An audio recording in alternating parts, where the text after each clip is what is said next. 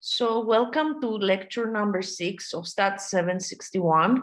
We will be going through the rest of chapter 5 today. Hopefully we'll be able to finish it. So without further ado, let me share the screen for you. We were left right here the last time. So this is, so we're going to first value futures and forward contracts. And to do this, we're going to introduce some notation. S0 is the spot price today. F0 is the futures or the forward price today. T is the time until delivery date. And R is the risk-free rate of maturity of T. And so it's asking you here, suppose that the spot price of a non-dividend paying stock is $40.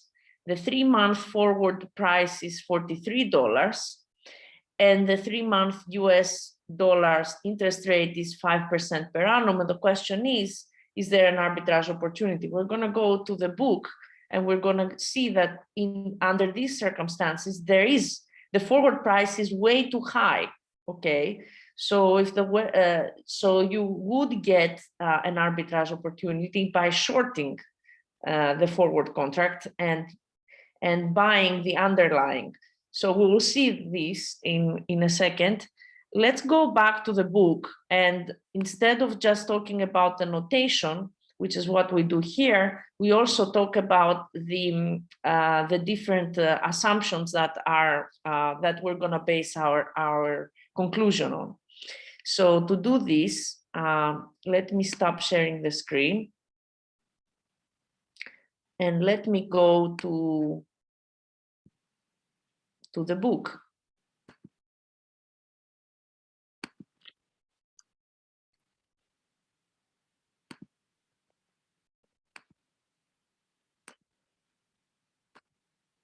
Okay, so this is the book. And let me go to chapter 5.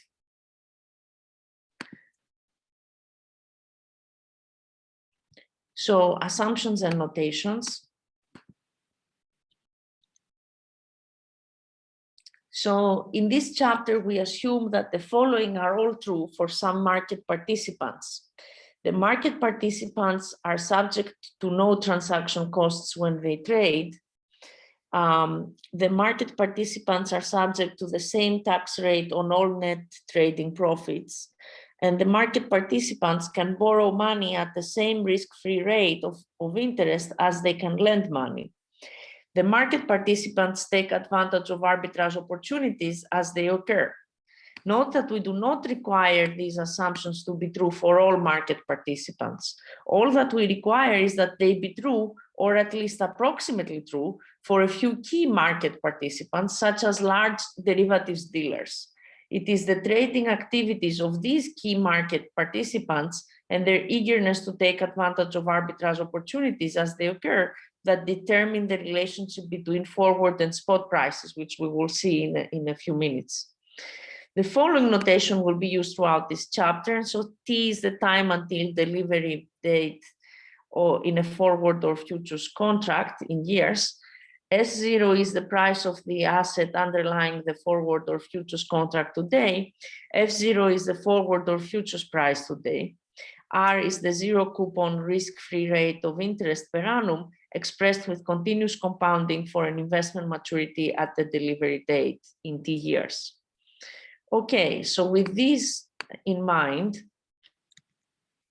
so let's look again. So the risk-free rate, R, is the interest rate at which money is borrowed or lent when there is no credit risk, so that the borrowed money is certain to be repaid. So as discussed in chapter 4, participants in derivatives markets use the OIS rate as a proxy for the risk-free rate. Okay, so the forward price for an investment asset. So the easiest forward contract to value is one written on an investment asset that provides the holder with no income and for which there are no storage costs. Non-dividend paying stocks and zero coupon bonds are examples of such investment assets. So we consider a long forward contract to purchase a non-dividend paying stock in 3 months. Assume that the current stock price is $40 and the 3-month risk-free interest rate is 5% per annum. Suppose that the forward price is relatively high at $43. An arbitrager, so here is how an arbitrage exists in this case.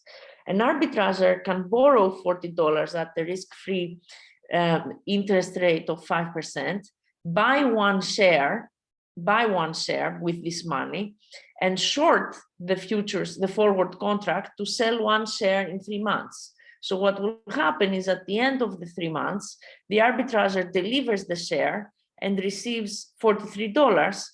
The sum of money required to pay off the loan is 40 times e to the 0.05 times 3/12, which is $40.50 only, and he has pocketed the difference. So by following this strategy, the arbitrager locks in a profit of 43 minus 40.50, which is 250 at the end of the 3-month period. Suppose next that the forward price is relatively low at $39.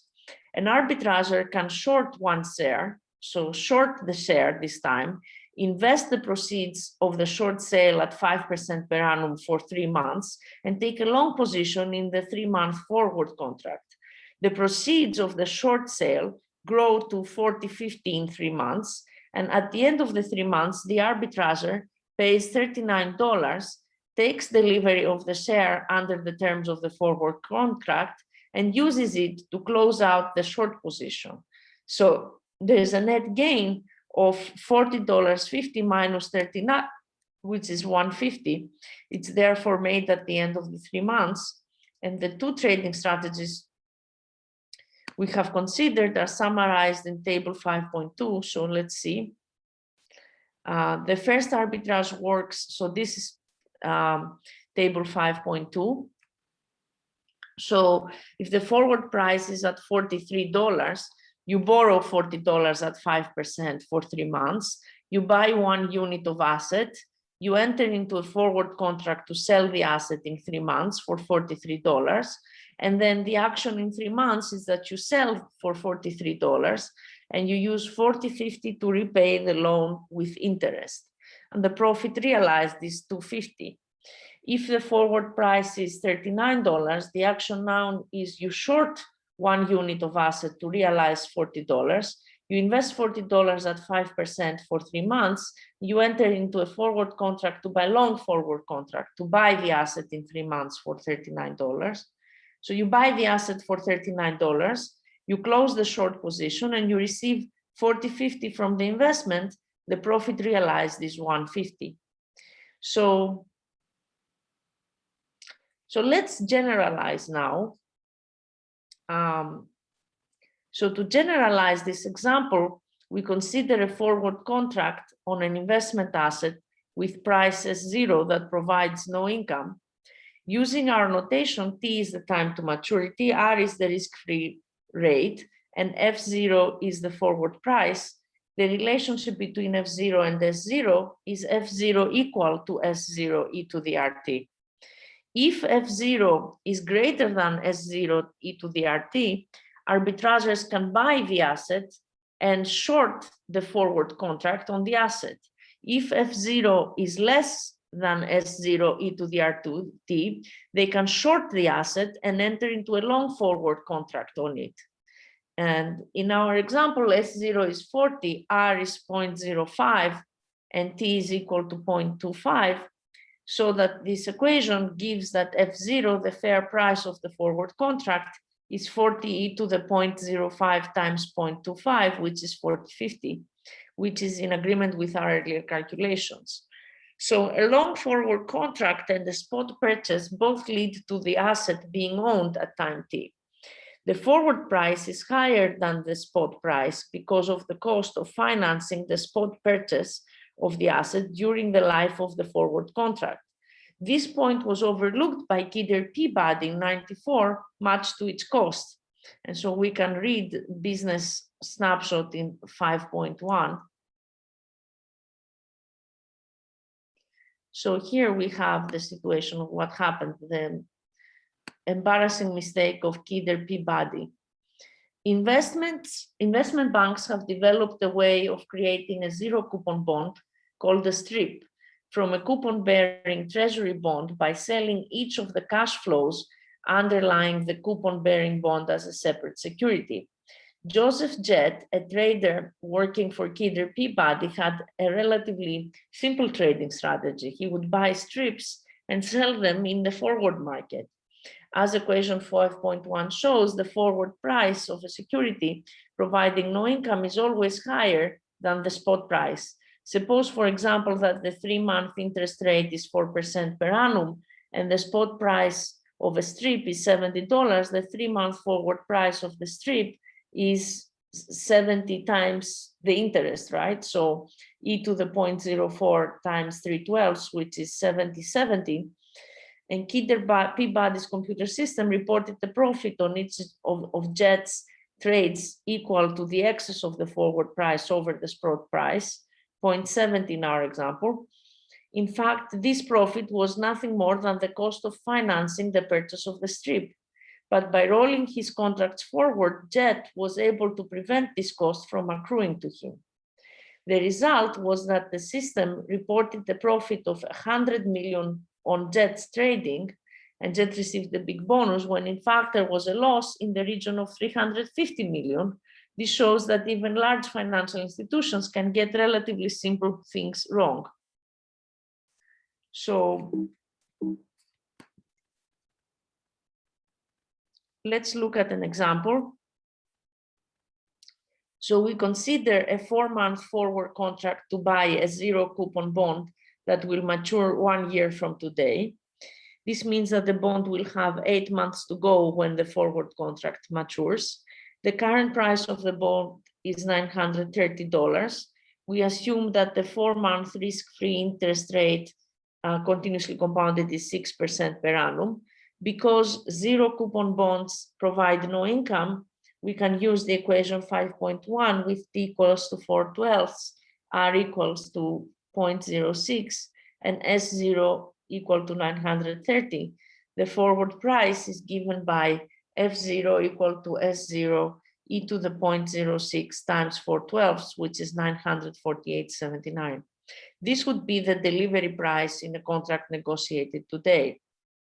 So we go on to say, what if short sales are not possible? But before we do that, let's go back to the slides.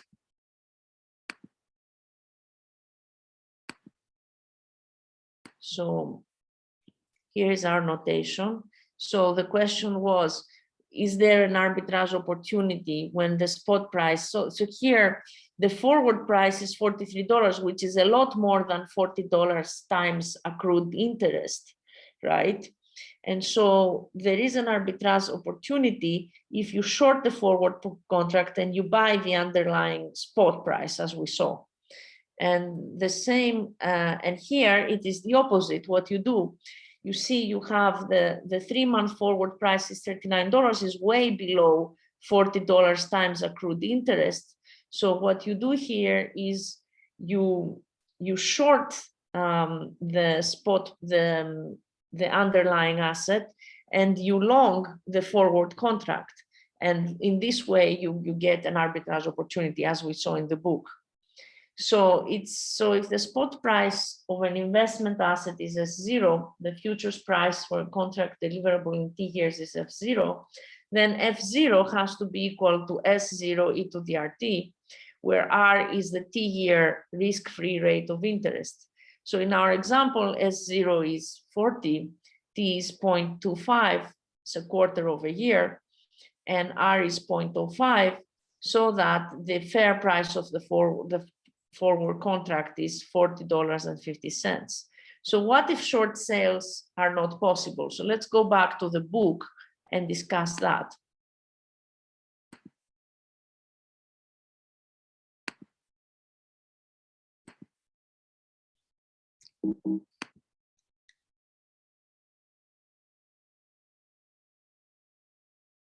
Okay. So short sales are not possible for all investments, for all investment assets, and sometimes a fee is charged for borrowing assets. As it happens, this does not matter.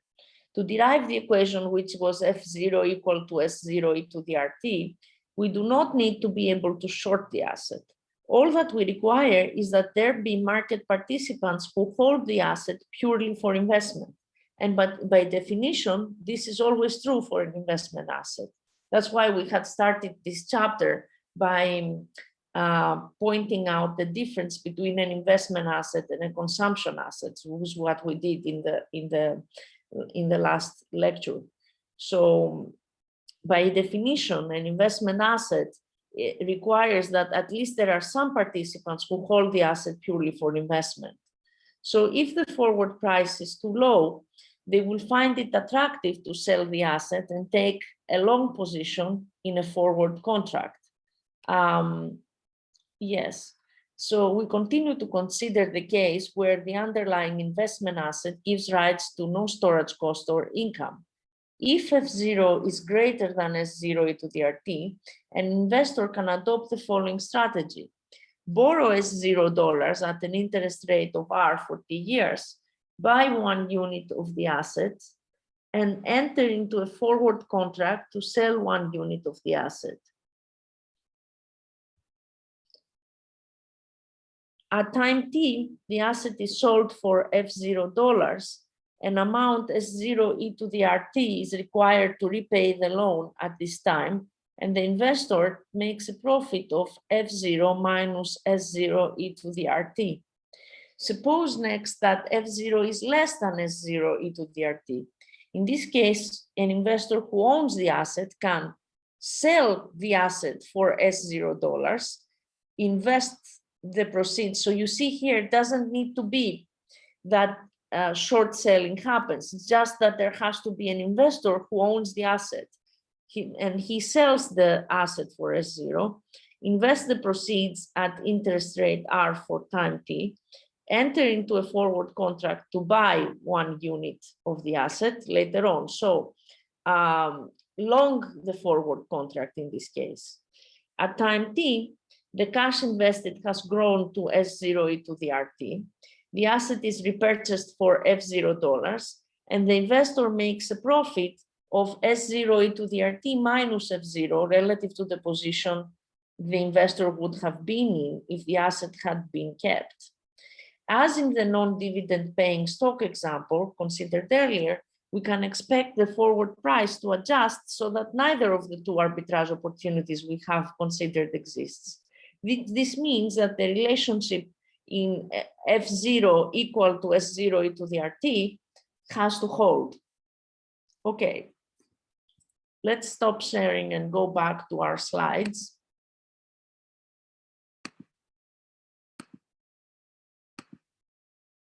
So what if short sales are not possible?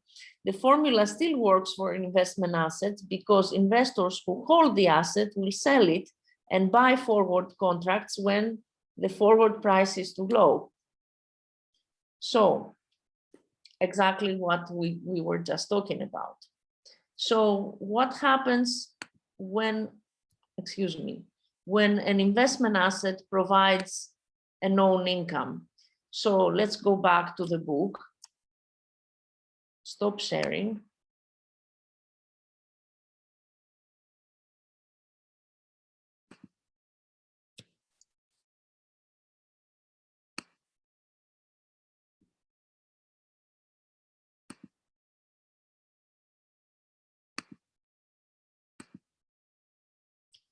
Okay.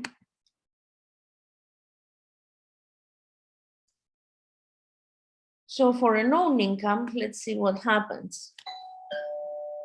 In this section, we consider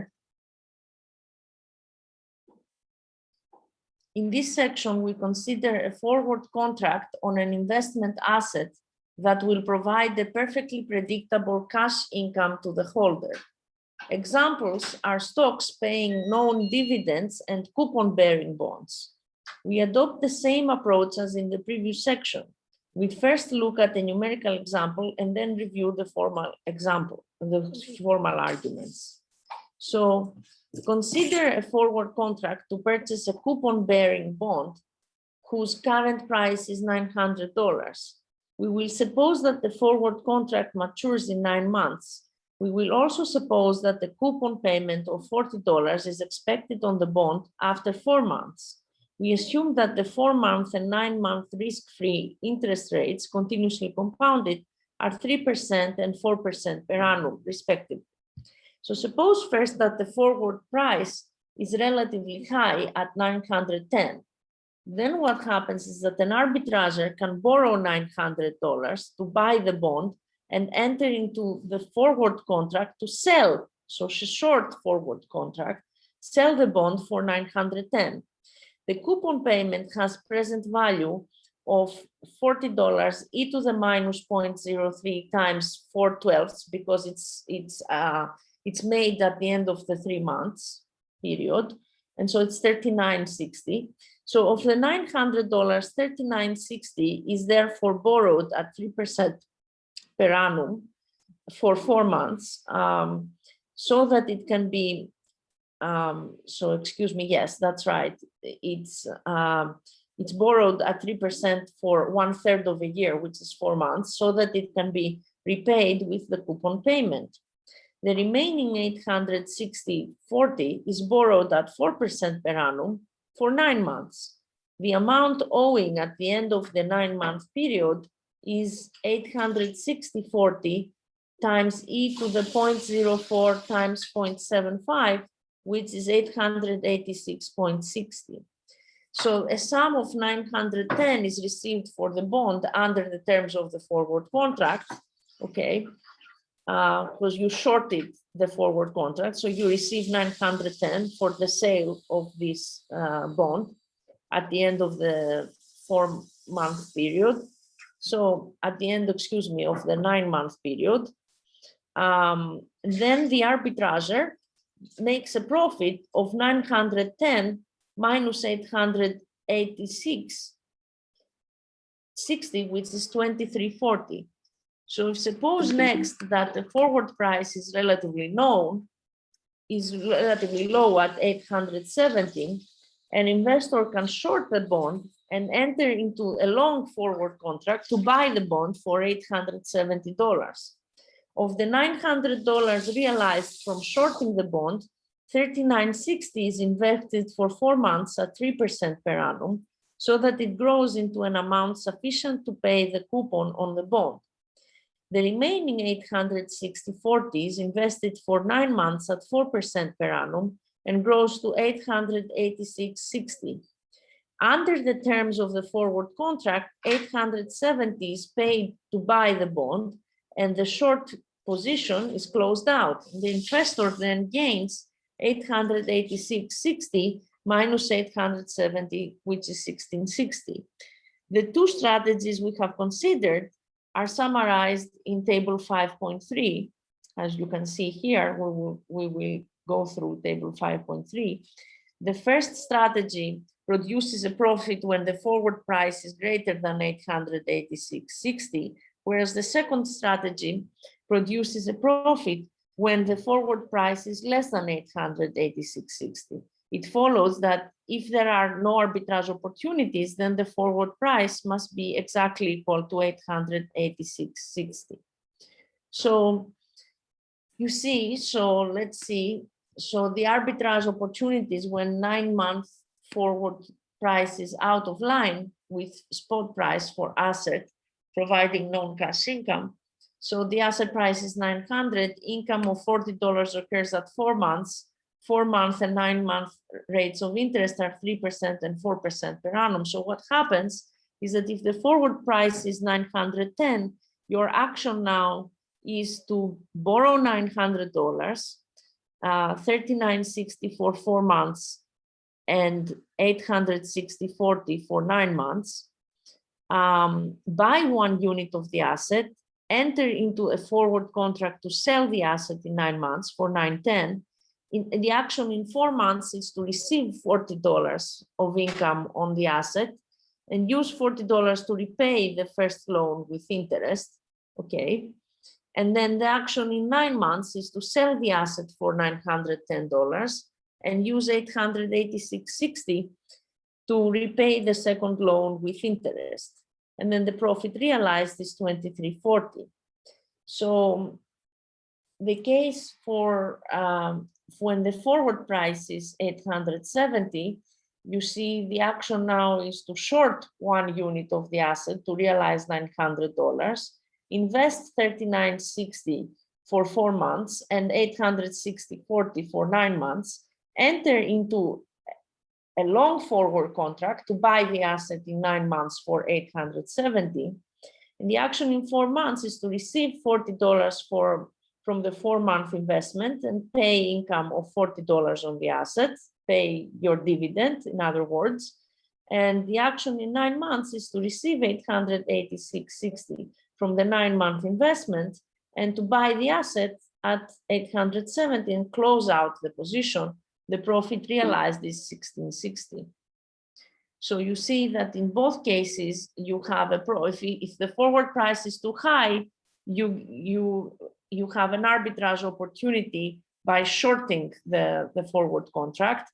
And if the forward price is too low, you long the forward contract and you short the asset, okay? So let's stop sharing. So give me 1 moment. So let's look at the generalization here. So we can generalize from this example to argue that when an investment asset will provide income with a present value of I during the life of a forward contract, we have that F0 is equal to S0 minus I e to the RT.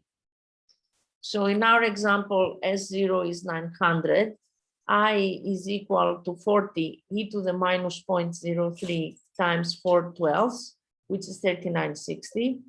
R is equal to 0.04, T is equal to 0.75, so that F0 is then 900 minus 39.60 times e to the 0.04 times 0.75, which is 886.60.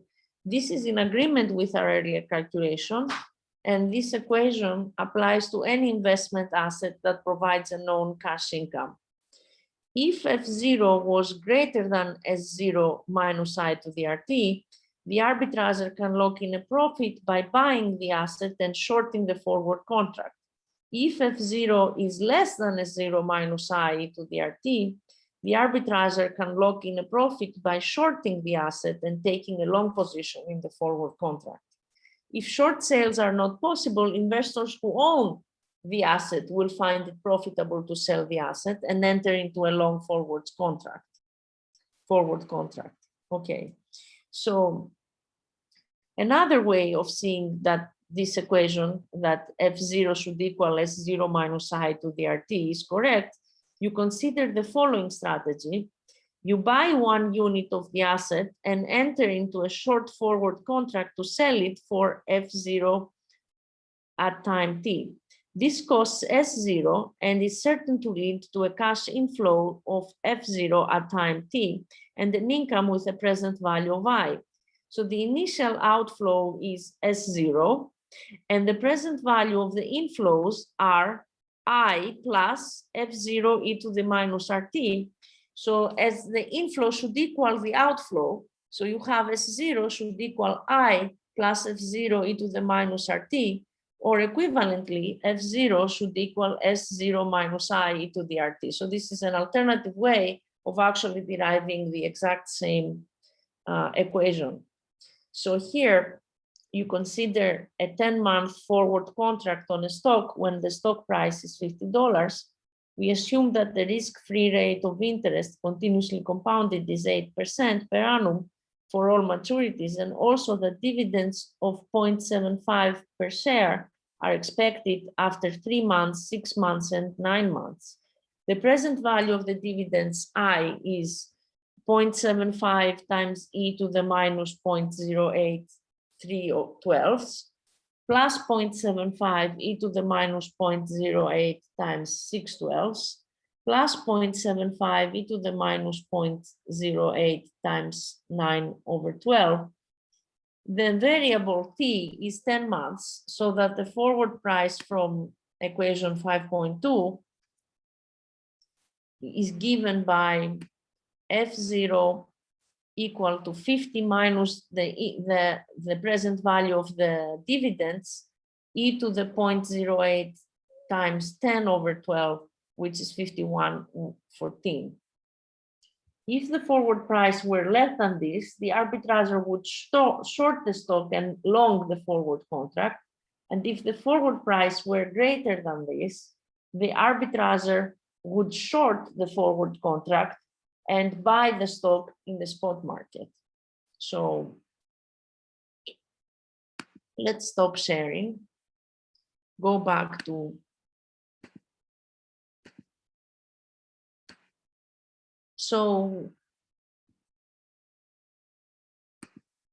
So when an investment asset provides a known income, basically the fair forward price is equal to S0 minus I to the RT, where I is the present value of the income during the life of the forward contract. So when an investment asset provides a known yield, let's look at what that does. Let's go back to the book.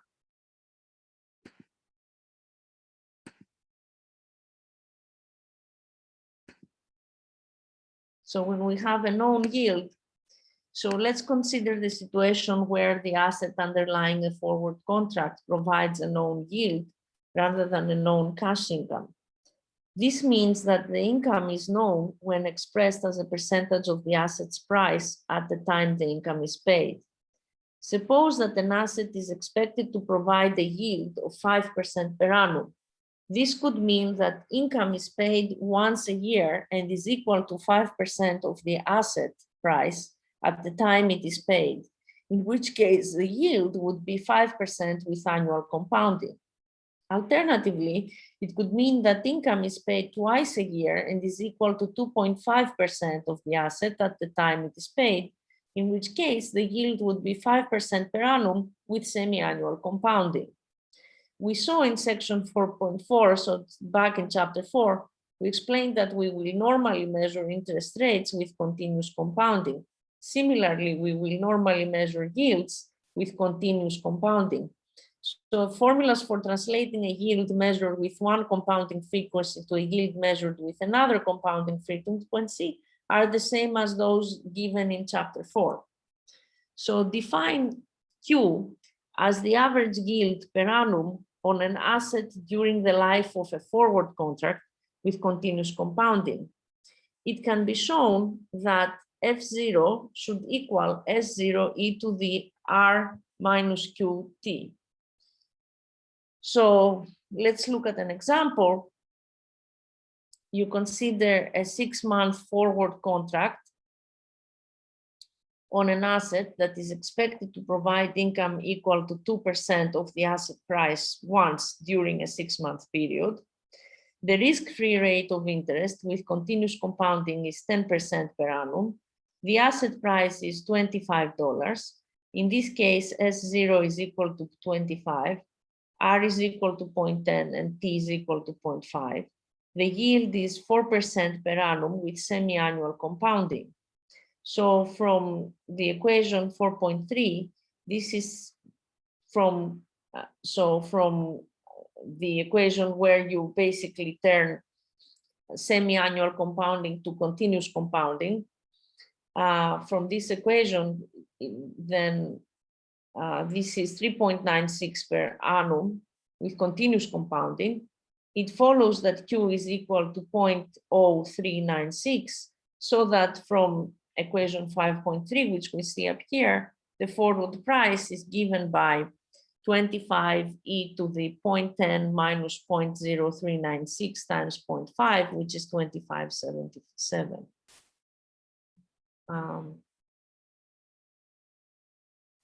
To see equation 4.3, just one more time, we can go back.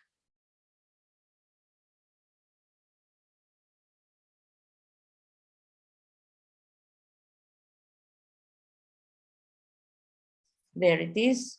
This is how you turn semi-annual compounding, or I mean, so if m is equal to 2, this would be 0.04 over 2, 1 plus 0.04 over 2, and then twice the log of that. That would be the continuous interest rate.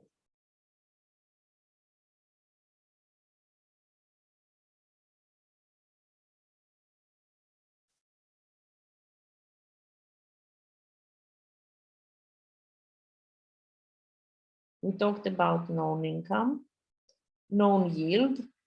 Okay, so let's stop sharing and go back to our slides.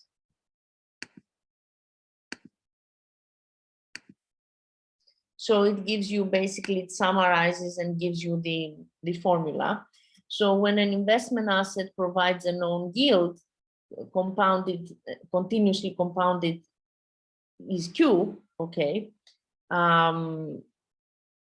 So then F0 is equal to S0 e to the R minus Q times T, where Q is the average yield during the life of the contract expressed with continuous compounding.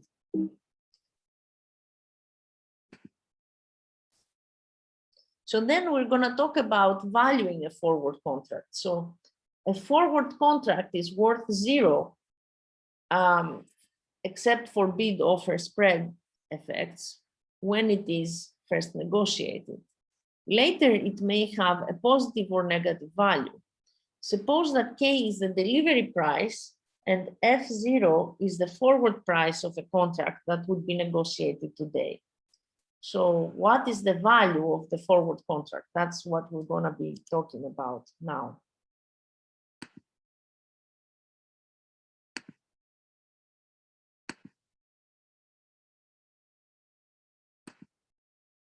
Okay.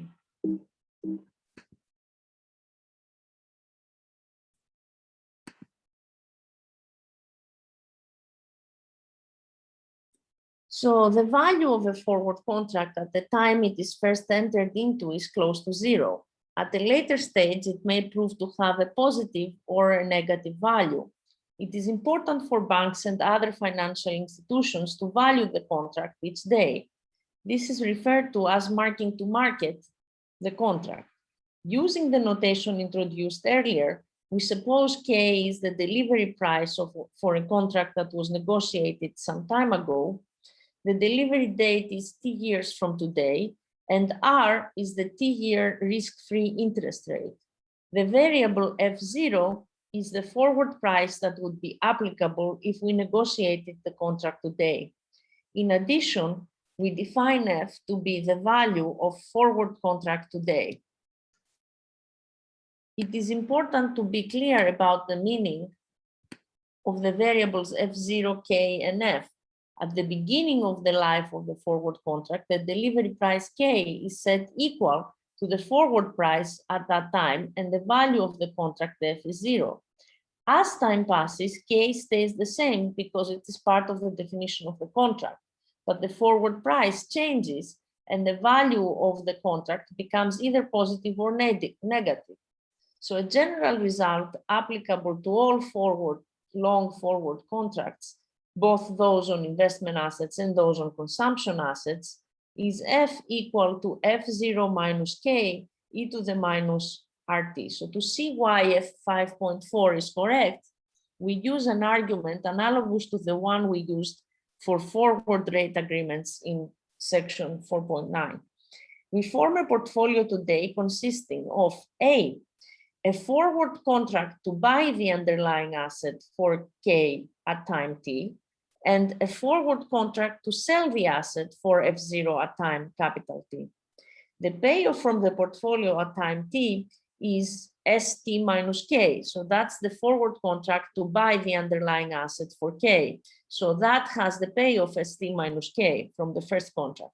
And then from the second contract, we have agreed to sell the asset for F0 at time T. And then the payoff from the second contract is therefore F0 minus ST. The total payoff is ST minus K plus F0 minus ST, which is F0 minus K, and is known for certain today. The portfolio is therefore a risk-free investment, and its value today is the payoff at time t discounted at the risk-free rate, or F0 minus K e to the minus RT. The value of the forward contract to sell the asset for F0 is worth 0, because F0 is the forward price that applies to a forward contract entered into today. It follows that the value of a long forward contract to buy an asset for K at time t must be F0 minus K e to the minus RT. Similarly, the value of a short forward contract to sell the asset for K at time t is K minus F0 e to the minus RT. So, as we can see here, let's look at the example. So a long forward contract on a non-dividend paying stock was entered into some time ago. It currently has 6 months to maturity. The risk-free rate of interest with continuous compounding is 10% per annum. The stock price is $25 and the delivery price is $24. So S0 is 25, R is 0.10, T is 0.5, okay, 6 months to maturity, that's why, and K is equal to 24, that's the delivery price. From the equation that we just saw, F0 is equal to S0 e to the RT, right? That's our first equation in the book. The 6 month forward price is given by F0 equal to S0 e to the RT. So that gives me $26.28. From equation 5.4, the value of the forward contract is 26.28, which is F0, minus K, which is 24, e to the minus 0.1 times 0.5, which is $2.17. So equation 5.4 shows that we can value a long forward contract on an asset by making the assumption that the price of the asset at the maturity of the forward contract equals the forward price of 0. To see this, note that when we make that assumption, a long forward contract provides a payoff at time t of F0 minus K. This has a present value of F0 minus K e to the minus RT, which is the value of F in equation 5.4. Similarly, we can value a short forward contract on the asset by assuming that the current forward price of the asset is realized. These results are analogous to the result in section 4.9, that we can value a forward rate agreement on the assumption that forward rates are actually realized. So using equation 5.4, which is right here, so using this equation 5.4, in conjunction with equation 5.1, which is F0 equal to S0 e to the RT, gives the following expression for the value of a forward contract on an investment asset that provides no income. You have F0 equals to S0 e to the RT, you multiply that by e to the minus RT, you obtain S0, and so F is S0 minus K e to the minus RT.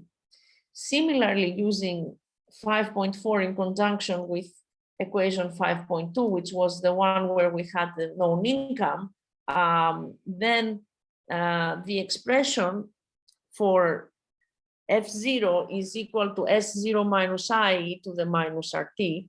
And so that gets e to the RT, excuse me, S0 minus I e to the RT, that's F0. And then so that gets S0 minus I gets S0 minus I e to the RT gets multiplied by e to the minus RT. So you obtain that the value of a long forward contract of an investment asset that provides a known income with present value I is S0 minus I minus K to the minus RT. So finally, if you use equation 5.4, which was this one,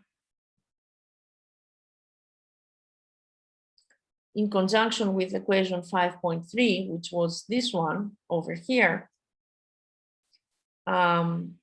you just basically substitute S0 e to the R minus QT into equation 5.4 and multiply through. You will obtain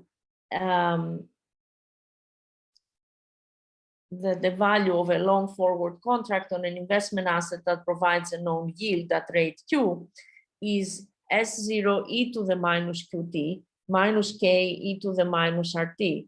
So when a futures price changes, the gain or loss on a futures contract is calculated as the change in the futures price multiplied by the size of the position. This gain is realized almost immediately because futures contracts are settled daily. Equation 5.4, which is this one over here, shows that when a forward price changes, the gain or loss is the present value of the change in the forward price multiplied by the size of the position. The difference between the gain or loss on forward and futures contracts can cause confusion on a foreign exchange trading desk. So we can see that business snapshot 5.2. So, okay. So a foreign exchange trader working for a bank enters into a long forward contract to buy 1 million pounds of sterling at an exchange rate of 1.5 in 3 months. At the same time, another trader on the next desk takes a long position in 16 contracts for 3-month futures on sterling. The futures price is 1.5 and each contract is on 62,500 pounds.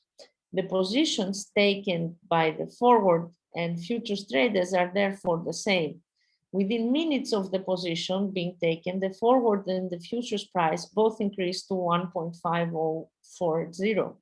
The bank systems show that the futures trader has made a profit of 4,000, while the forward trader has made a profit of only $3,900.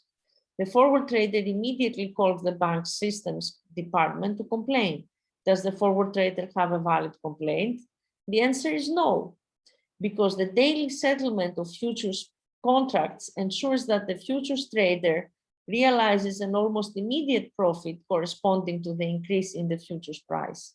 If the forward trader closed out the position by entering into a short contract at 1.5040, the forward trader would have contracted to buy 1 million pounds at 1.5 in 3 months and sell 1 million pounds at 1.5040 in 3 months. This would lead to $4,000 in profit, but in 3 months, not today.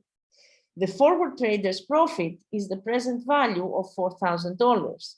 This is consistent with equation 5.4, which says that in the present, you see, you take F0 minus K and you discount to the present, which is, so you discount to e to the minus by e to the minus RT. So the forward trader can gain some consolation from the fact that gains and losses are treated symmetrically.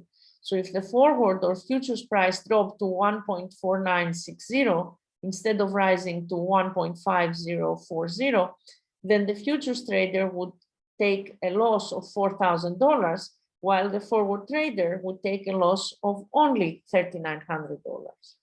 So that's interesting, the difference between futures and forward contracts. So, which gives rise to the next question, which is, are forward prices and futures prices equal? But before we go there, let's go back to our slides.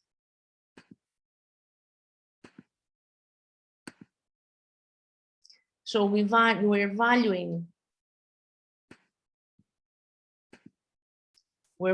a forward contract. So a forward contract is worth 0 when it is first negotiated. Later, it may have a positive or a negative value. Suppose that K is the delivery price and F0 is the forward price for a contract that would be negotiated today.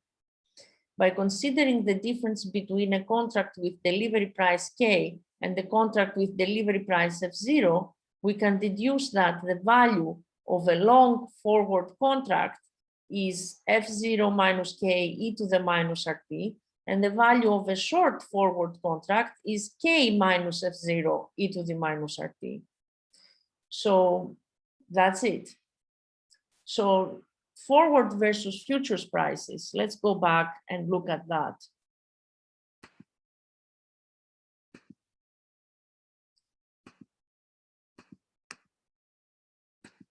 So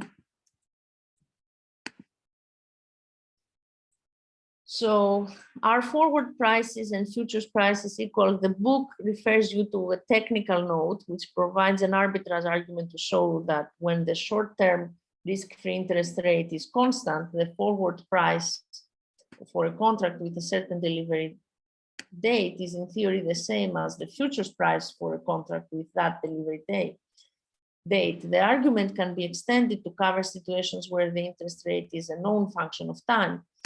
The question is, okay, so what happens? So what happens with interest rates?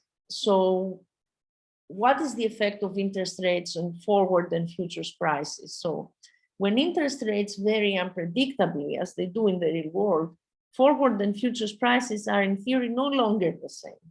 We can get a sense of the nature of the relationship by considering the situation where the price of the underlying asset S is strongly positively correlated with interest rates.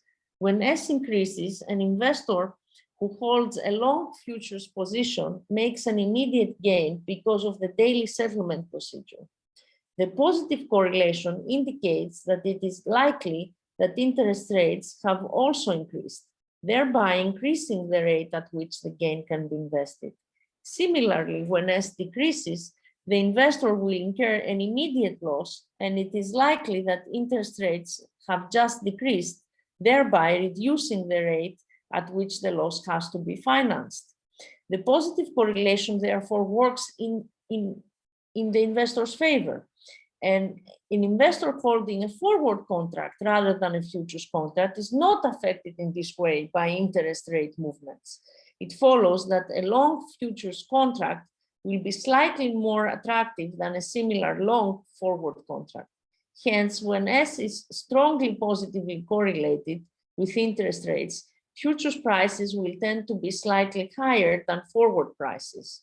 When S is strongly negatively correlated with interest rates, a similar argument shows that forward prices will tend to be slightly higher than futures prices.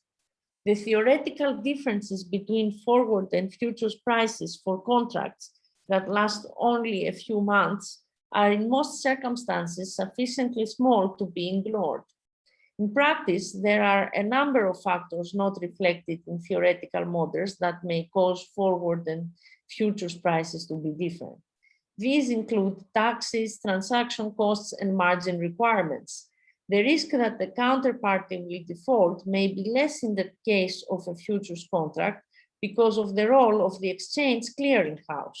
Also, in some instances, futures contracts are more liquid and easier to trade than forward contracts. Despite all these points, for most purposes, it is reasonable to assume that forward and futures prices are the same.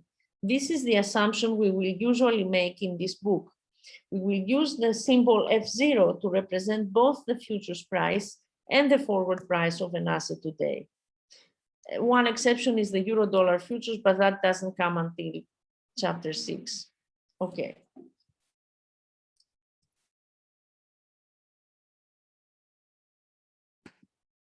So let's go back to our slides. So forward versus futures prices. When the maturity and asset price are the same, forward and futures prices are usually assumed to be equal. In theory, when interest rates are uncertain, they are slightly different.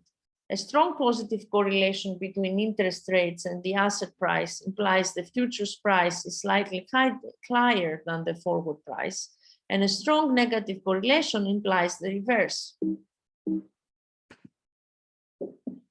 Okay. Stock index, futures on stock index. Let's see.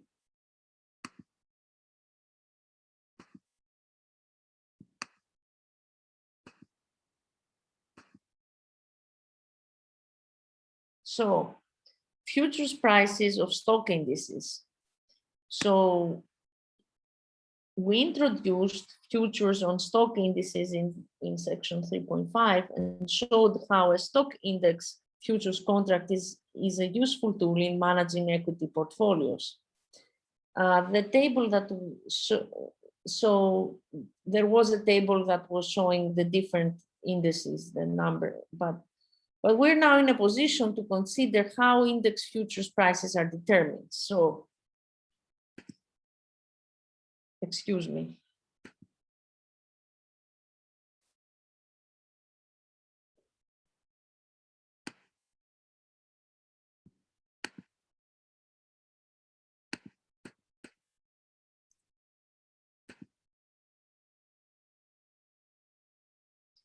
So a stock index can usually be regarded as the price of an investment asset that pays dividends. The investment asset is the portfolio of stocks underlying the index, and the dividends paid by the investment asset are the dividends that would be received by the holder of this portfolio. It is usually assumed that the dividends provide a known yield rather than a known cash income. If Q is the dividend yield rate, expressed with continuous compounding, the equation 3 basically, so let's go to 5.3, which is this equation over here, F0 equals S0 e to the R minus QT. So this equation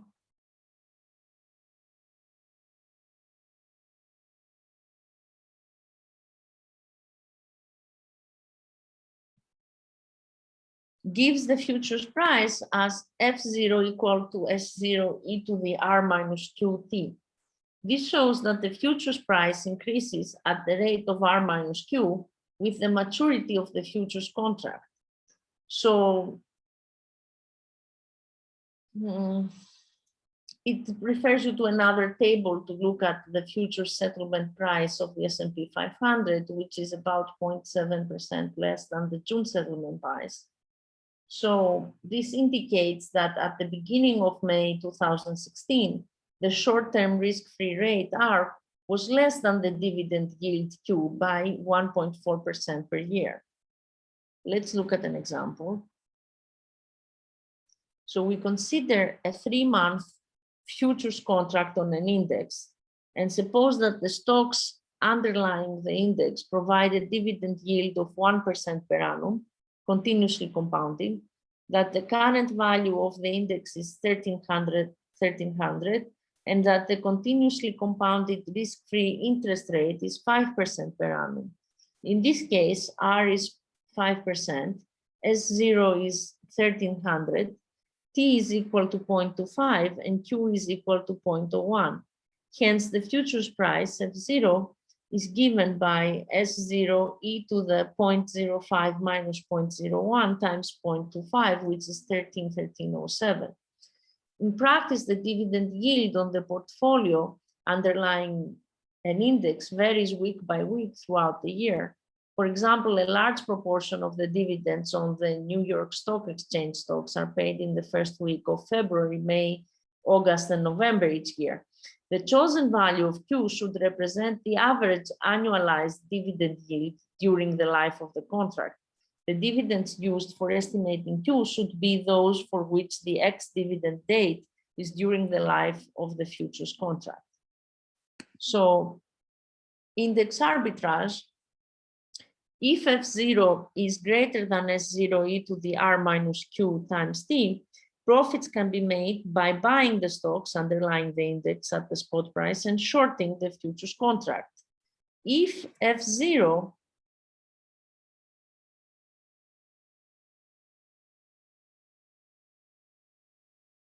let's see.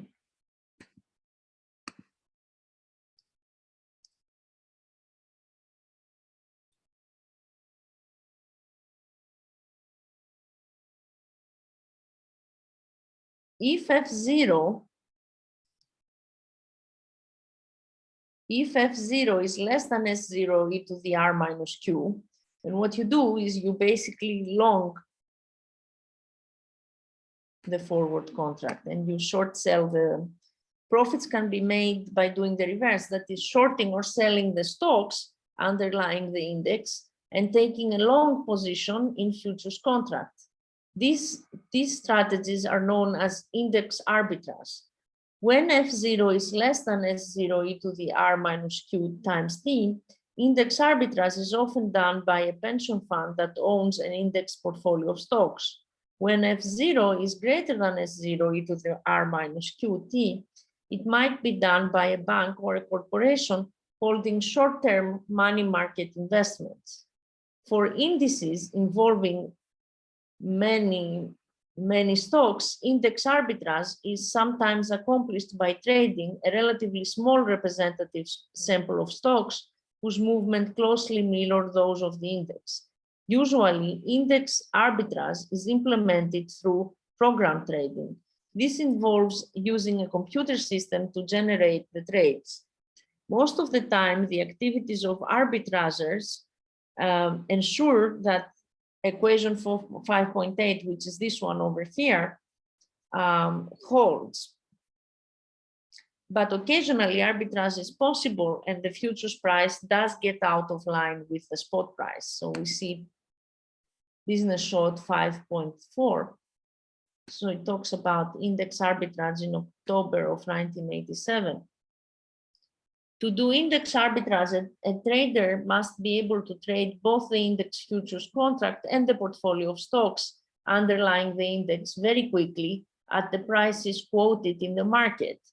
In normal market conditions, this is possible using program trading, and the relationship in equation 5.8 holds well,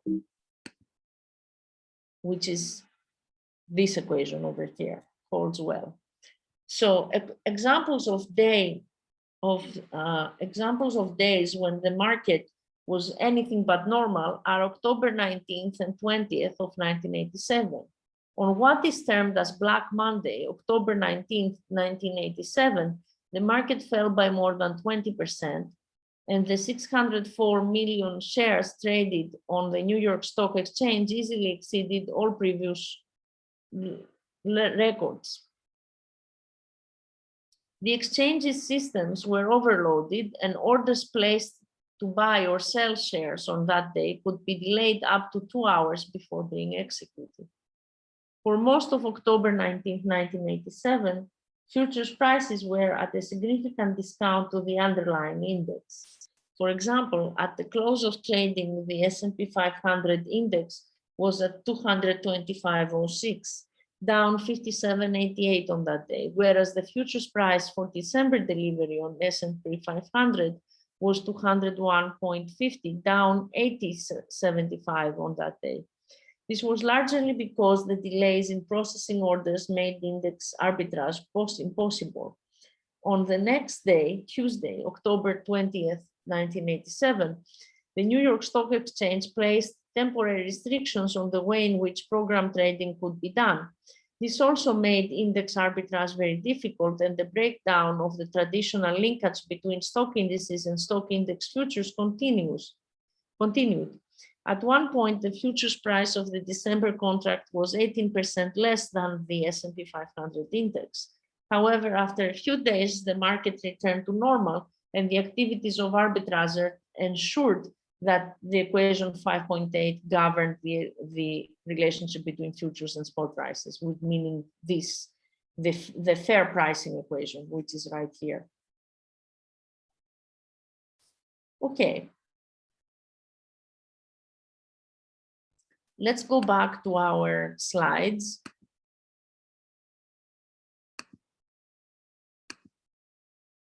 So stock index can be viewed as an investment paying a dividend yield. The futures price and spot price relationship is therefore F0 equal to S0 to the R minus QT, where Q is the average dividend yield on the portfolio represented by the index during the life of the contract. So stock index. For the formula to be true, it is important that the index represent an investment asset. In other words, changes in the index must correspond to changes in the value of a tradable portfolio. The Nikkei index, viewed as a dollar number, does not represent an investment asset, okay, as we can see. So index arbitrage, when F0 is greater than S0 e to the R minus QT, the arbitrager buys the stocks underlying the index and shorts the futures contract. When F0, S0 e to the R minus Q, an arbitrager buys the future, so long the future, and shorts or sells the stocks underlying the index. So index arbitrage involves simultaneous trades in futures and many different stocks. Very often a computer is used to generate the trades. Occasionally, simultaneous trades are not possible, and the theoretical no arbitrage relationship between F0 and S0 does not hold, as we saw in the business snapshot 5.4. So futures and forwards on currencies, let's look at that.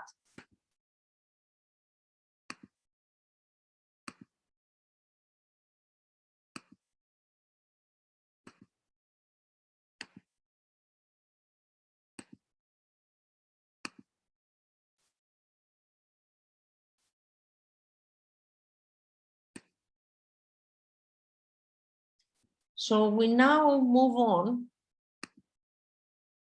We now move on to consider forward and futures foreign currency contracts. For the sake of definiteness, we will assume that the domestic currency is the US dollar, i.e. we take the perspective of a US investor. The underlying is one unit of the foreign currency, and we will therefore define the variable S0 as the current spot price in US dollars of one unit of the foreign currency, and F0 as the forward or futures price in US dollars of one unit of the foreign currency. This is consistent with the way we have defined S0 and F0 for other assets underlying forward and futures contracts. However, as we mentioned in section 2.11, it does not necessarily correspond to the way spot and forward exchange rates are quoted. For major exchange rates other than the British pound, euro, Australian dollar, and the New Zealand dollar, a spot or forward exchange rate is normally quoted as the number of units of the currency that are equivalent to $1 US. A foreign currency has the property that the holder of the currency can earn interest at the risk-free interest rate prevailing in the foreign country. For example, the holder can invest the currency in a foreign-dominated bond.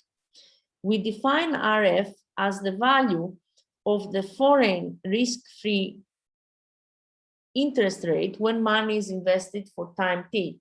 The variable R is the domestic risk-free rate when money is invested for this period of time. Then the relationship between F0 and S0 is given by F0 equal to S0 e to the R minus RFT. This is, so where does this come from? This is the well-known interest rate parity relationship from international finance. The reason it is true is illustrated in figure 5.1. So let's look at figure 5.1. So what does it mean? So suppose that an individual starts with 1,000 units of the foreign currency. There are two ways it can be converted to dollars at time t. One is by investing it. So give me one moment.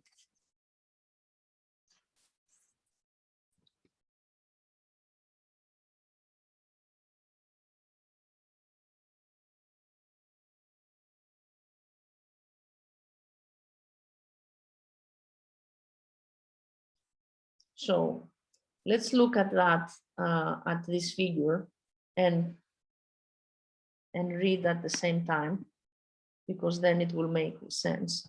So So suppose that an individual starts with 1,000 units of the foreign currency. There are two ways it can be converted to dollars at time t. One is by investing it for t years at RF and entering into a forward contract to sell the proceeds for dollars at time t. So this is taking this side, this leg of the table over here. Okay. And this generates 1,000 e to the RFT F0 dollars. Okay.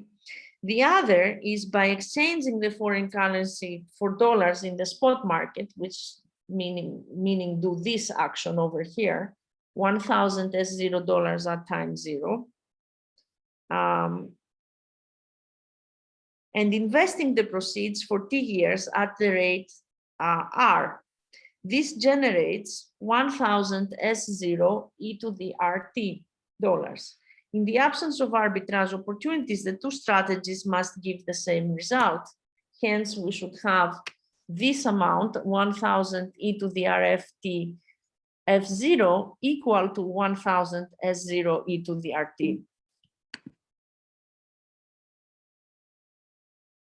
So that, canceling 1,000 out and solving for F0, we see that F0 should be equal to S0 e to the R minus RF times T. So here is another example. So suppose that the 2-year interest rate in Australia and the United States are 3% and 1% respectively.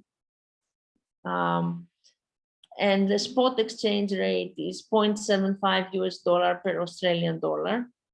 Then from the equation 5.9, which is this equation, yes, we have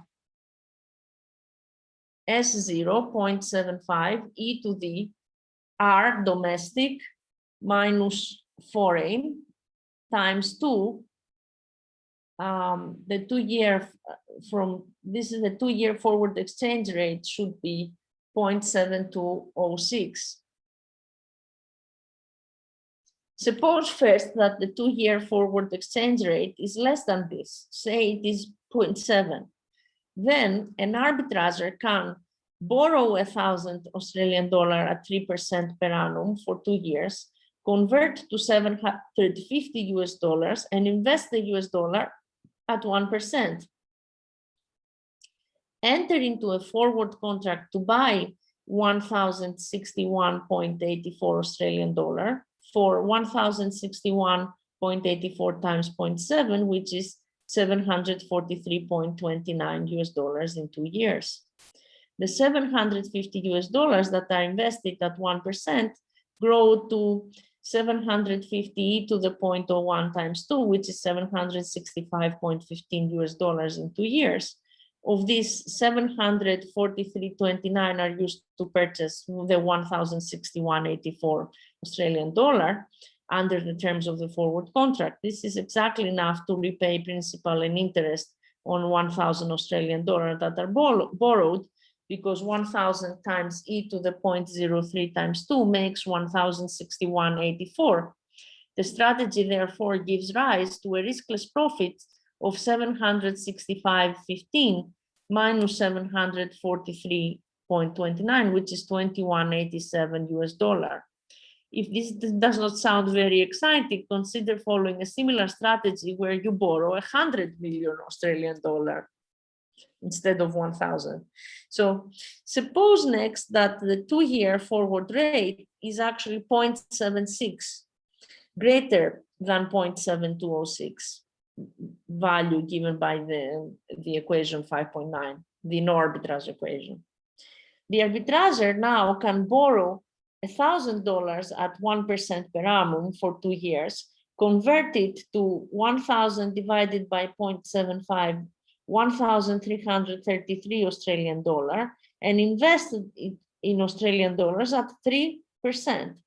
Enter into a forward contract, a short forward contract, to sell 1,415 Australian dollar, which is 1,415 times 0.76, which corresponds to 1,075.99 US dollars in 2 years.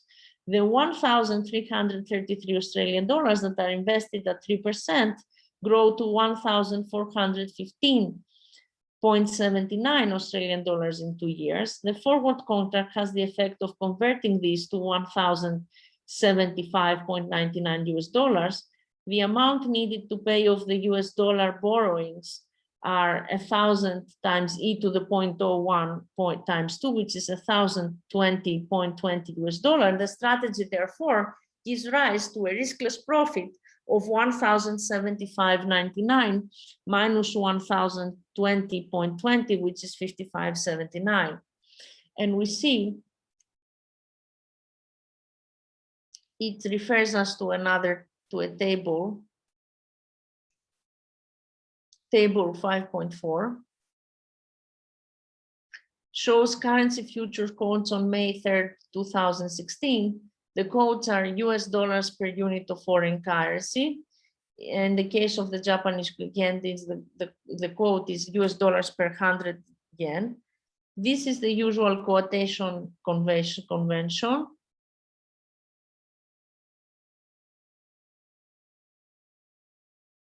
For futures contracts. Equation 5.9 applies with R equal to the US risk-free rate and RF equal to the foreign risk-free rate. So this is what table 5.4 looks like. Australian dollar, open, the June contract, as we can see, is for 0.7651. That's the open, the high is 0.77808, low is 0.7477, prior settlement, etc. And this is the volume. And for the September contract, it's 0.7628, and etc. for the British pound, the Canadian dollar, and so on. So on May 3rd, the short-term interest rate on the Australian dollar was higher than the short-term interest rate on the US dollar. Okay. This corresponds to the situation that RF is greater than R, and explains why settlement futures prices for these currencies decrease with maturity. As we can see, they decrease with maturity. It goes from 0.7651 to 0.7628.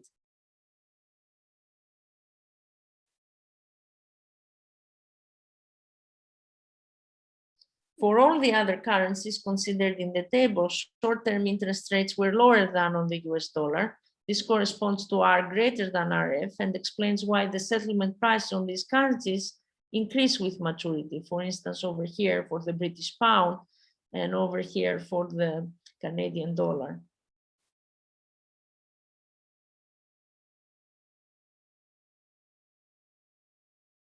Okay.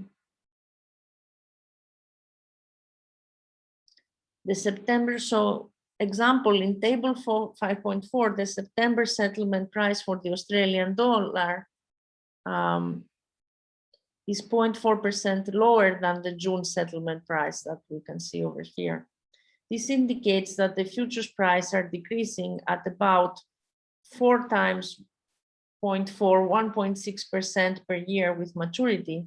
From equation 5.9, this is an estimate of the amount by which short-term Australian interest rates actually exceeded short-term US interest rates at the beginning of May 2016. So we see that RF is greater than R in this case by 1.6%. So a foreign currency can be seen as an asset providing a known yield. So equation 5.9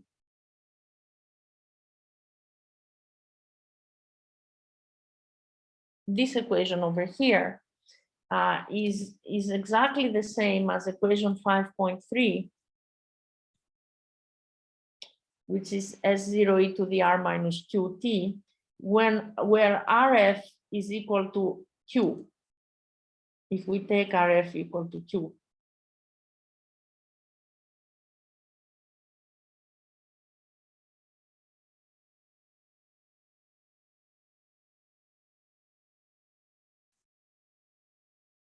Okay, so yes, with Q replaced by RF. This is not a coincidence. A foreign currency can be regarded as an investment asset paying a known yield. The yield is the risk-free rate of interest in the foreign currency. So to understand this, we note that the value of interest paid in a foreign currency depends on the value of the foreign currency. Suppose that the interest rate on British pound is 5% per annum. To a US investor, the British pound provides an income equal to 5% of the value of the British pound per annum. In other words, it is an asset that provides a yield of 5% per annum. So then futures on commodities, but before we go there, let's look at what our slides have to say.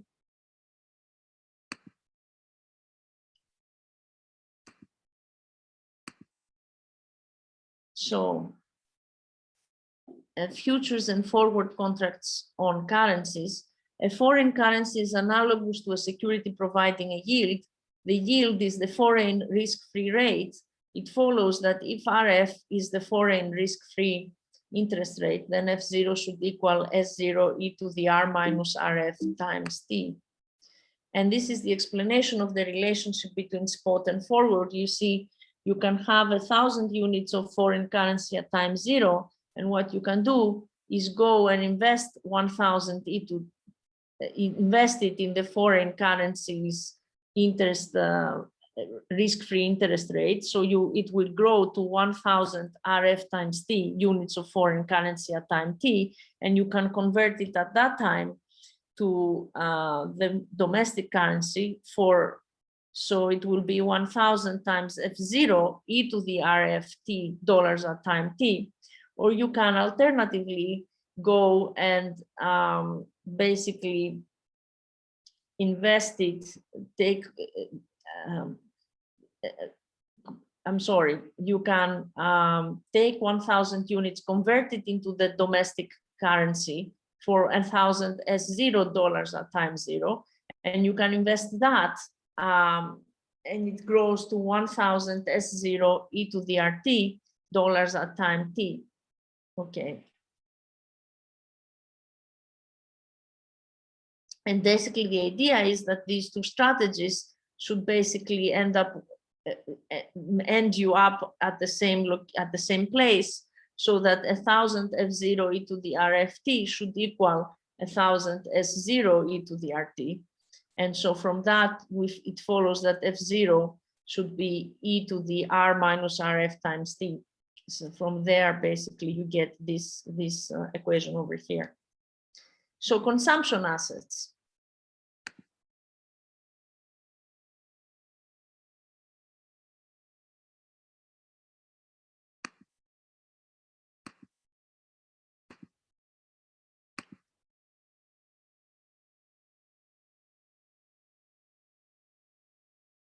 So we now move on to consider futures contracts on commodities.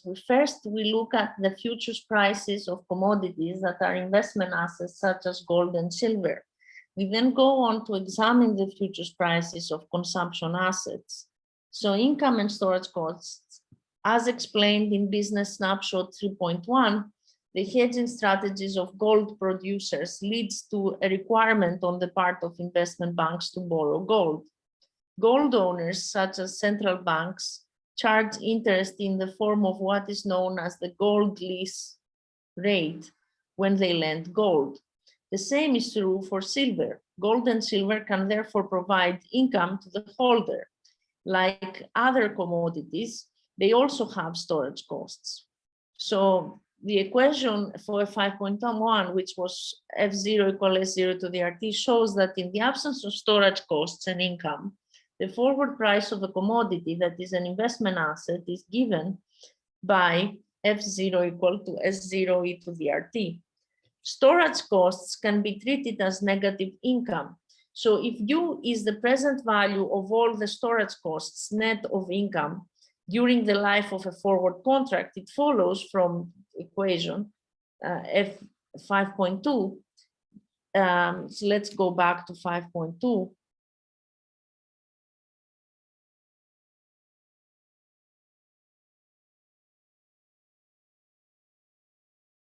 that, as you can see here, you have negative income because you are paying out the dividends, basically. But here you have negative, so storage costs are thought of as negative income. So what you see here,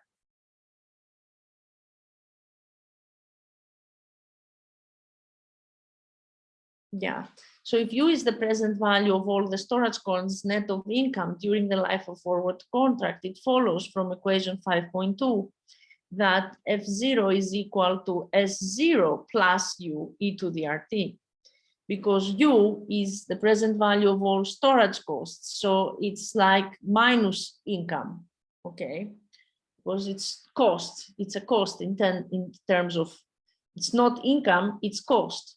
So it's I is equal to minus U. So you obtain this from the equation 5.2. So if you consider a 1-year futures contract on an investment asset that provides no income, it costs $2 per unit to store the asset, with the payment being made at the end of the year. You assume that the spot price is $450 per unit, and the risk-free rate is 7% per annum for all maturities. This corresponds to R equals to 7%, S0 equal to 450, T is equal to 1, and U is equal to 2 times e to the minus 7% times 1, which is 1.865. So from equation 5.11, the theoretical futures price is given by F0 equal to 450 plus 1.865 e to the 0.07 times 1, which is 484.63. If the actual futures price is greater than 484.63, an arbitrager can buy the asset and short the 1-year futures contract to lock in the profit.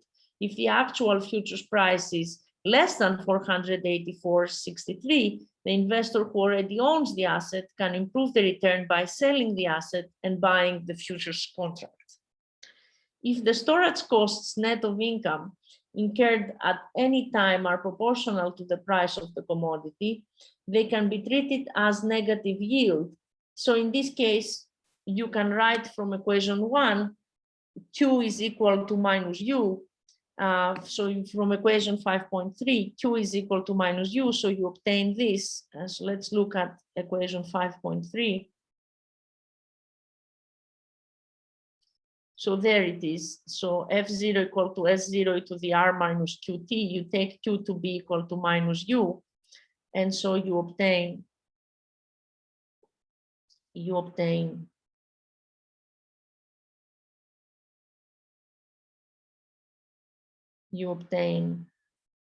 S0 equal to S0 e to the R plus UT, where U denotes the storage costs per annum as a proportion of the spot price net of any yield earned on the asset. So consumption commodities. So there we are in a different realm. So what happens here? So commodities that are consumption assets rather, so actually before going to consumption commodities, let's just visit our slides.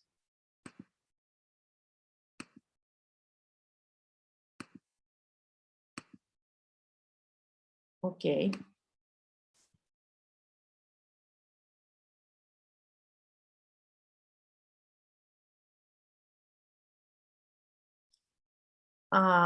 Yeah, well, okay, so it kind of goes one step further here. So let's go back to our consumption assets again in the book. So for consumption commodities, commodities that are consumption assets rather than investment assets usually provide no income, but can be subject to significant storage costs. We now review the arbitrage strategies used to determine futures prices from spot prices carefully. So suppose that instead of equation 5.11, which is what we have the equality over here, as you can see, we actually have an inequality. So we have F0 being greater than S0 plus U e to the RT. To take advantage of this opportunity, an arbitrager can implement the following strategy. Borrow an amount S0 plus U at the risk-free rate and use it to purchase 1 unit of the commodity and to pay storage costs. Short a futures contract on 1 unit of the commodity. If we regard the futures contract as a forward contract so that there is no daily settlement, this strategy leads to a profit of F0 minus S0 plus U e to the RT at time t. There is no problem in implementing the strategy for any commodity. However, as arbitrageurs do so, there will be a tendency for S0 to increase and F0 to decrease until equation 5.13 is no longer true. We conclude that equation 5.13 cannot hold for any significant length of time. Suppose next that F0 is less than S0 plus U e to the RT. When the commodity is an investment asset, when the commodity is an investment asset, we can argue that many investors hold the commodity solely for investment. When they observe the inequality in equation 5.13, they will find it profitable to do the following. Sell the commodity, save the storage costs, and invest the proceeds at the risk-free interest rate. Take a long position in a futures contract. The result is a riskless profit at maturity of F0 plus U e to the RT minus F0 relative to the position the investor would have been in if they had held the commodity. It follows that equation 5.14 cannot hold for long. Because neither equation 5.13 nor 5.14 can hold for long, it should be that the equality holds. This argument cannot be used for a commodity that is a consumption asset rather than an investment asset. Individuals and companies who own a consumption commodity usually plan to use it in some way. They are reluctant to sell the commodity in the spot market and buy forward or futures contracts because forward and futures contracts cannot be used in a manufacturing process or consumed in some other way. There is therefore nothing to stop equation 5.14 from holding, and all we can assert for a consumption commodity is that F0 is less than or equal to S0 plus U e to the RT. If storage costs are expressed as a proportion U of the spot price, the equivalent result is F0 less than or equal to S0 e to the R plus U t. Now that we've seen this, let's go back to our slides.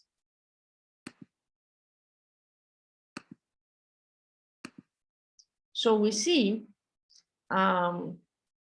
so consumption assets, storage is negative income. Okay, hold on. And so F0 greater than or equal to S0 e to the R plus U t, where U is the storage cost per unit of time as a percent of the asset value. Alternatively, F0, so it's the opposite way. They have a mistake here. F0 for a consumption assets, as we can see, F0 is less than or equal to S0 e to the R plus U times t. Alternatively, F0 is less than or equal to S0 plus U e to the RT, where U represents the present value of the storage costs. And so the cost of carry, let's go back to the book.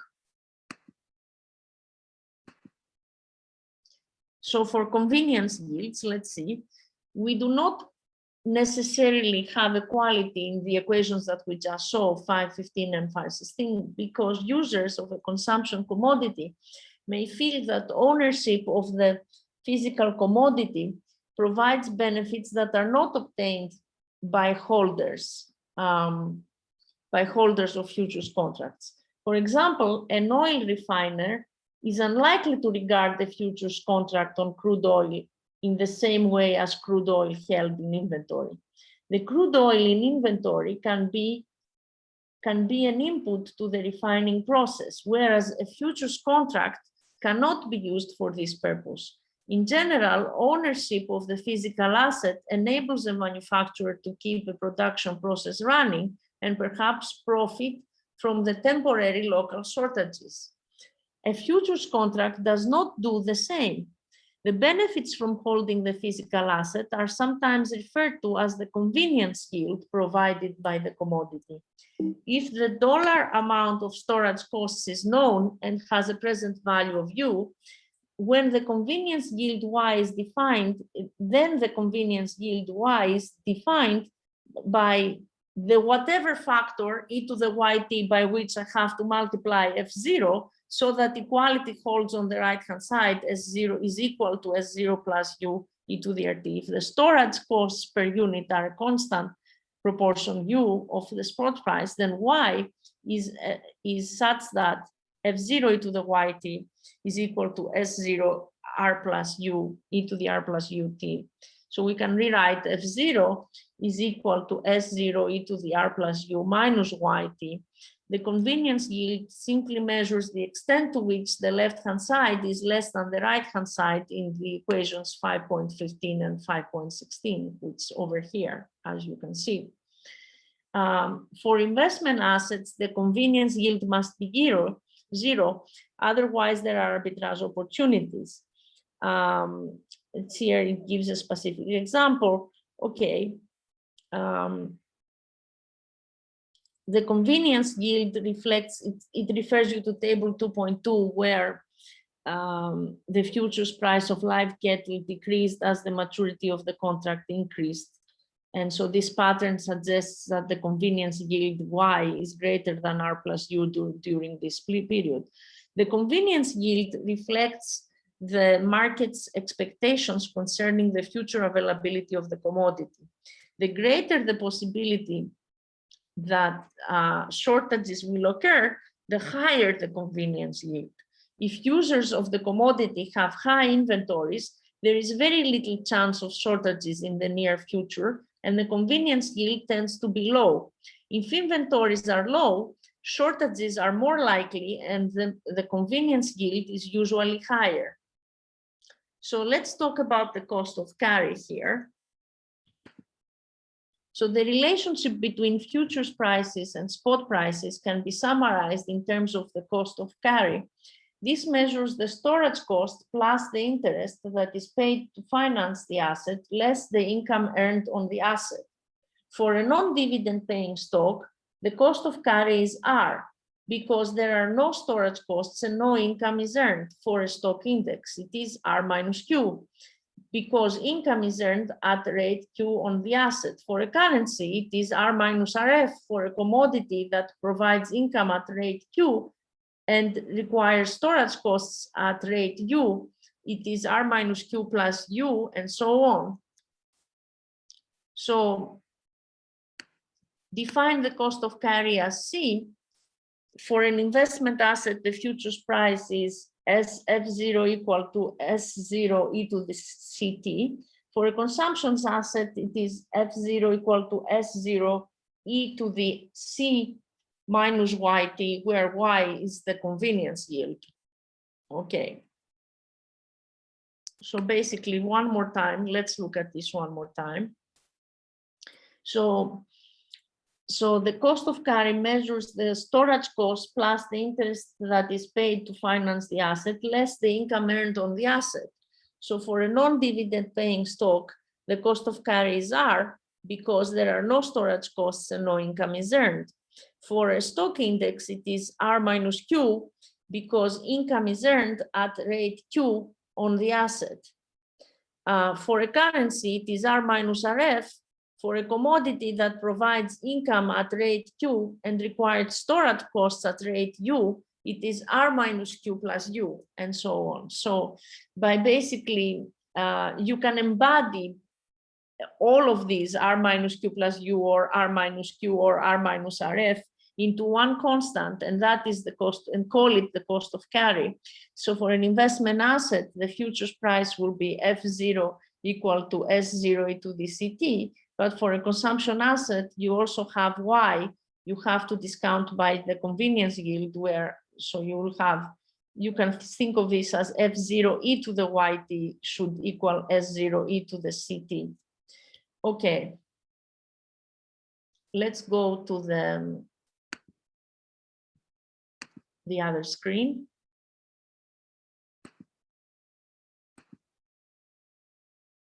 So the cost of carry. Okay.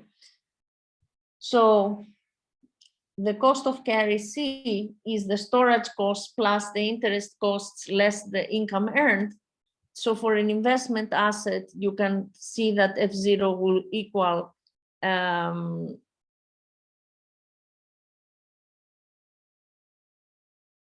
yeah, so for investment asset, this is F0 is equal to S0 e to the CT. For a consumption asset, you still have the inequality that F0 should be less than or equal to S0 e to the CT.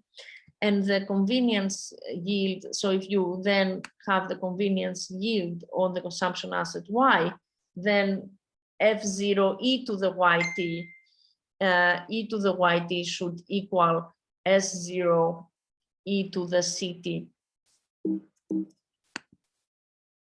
Okay. Again, there is a mistake here in the slides. In the consumption assets, F0 should be less than or equal to S0 e to the R plus UT. And here, F0 should be less than or equal to S0 plus U e to the RT. So that's basically embodying all the formulas together. You are able to do that by introducing the idea of the cost of carry. So the next concept to talk about, okay, is delivery options. Okay. Okay. So whereas a forward contract normally specifies that delivery is to take place on a particular day, a futures contract often allows the party with the short position to choose to deliver at any time during a certain period. Typically, the party has to give a few days notice of its intention to deliver. The choice introduces a complication into the determination of futures prices. Should the maturity of the futures contract be assumed to be at the beginning, in the middle, or at the end of the delivery period? Even though most futures contracts are closed out prior to maturity, it is important to know when delivery would have taken place in order to calculate the theoretical futures price. If the futures price is an increasing function of the time to maturity, it can be seen from equation 5.19 that C, so if F is an increasing function of T, then C has to be greater than Y, so that the benefits from holding the asset, including convenience yield and net of storage costs, are less than the risk-free rate. It is usually optimal in such a case for the party with a short position to deliver as early as possible because the interest earned on the cash received outweighs the benefits of holding the assets. As a rule, futures price in these circumstances should be calculated on the basis that delivery will take place at the beginning of the delivery period. If futures prices are decreasing as time to maturity increases, so C is less than Y, the reverse is true. It is then usually optimal for the party with a short position to deliver as late as possible, and futures prices should, as a rule, be calculated on this assumption. So that's a nice parenthesis. Let's go share the screen over here.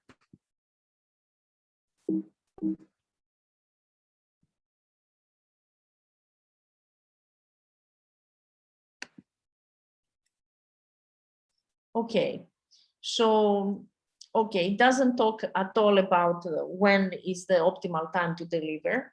It jumps to futures prices and expected future spot prices. And I think there isn't any more time for today to discuss that. We're gonna leave that for the next time. So I think I'm gonna close lecture number 6 at this point. And what we're going to talk about, so let me stop sharing this. going to go to the book. We're going to cover futures prices and expected futures spot prices. We're going to cover that in the next class, and then we will do exercises basically. So we will talk about all the expected future spot prices and futures prices in the next class. So this is the end of lecture number 6. I'll see you in lecture number 7, where we will cover section 5.14 of the book, and we will also go through exercises.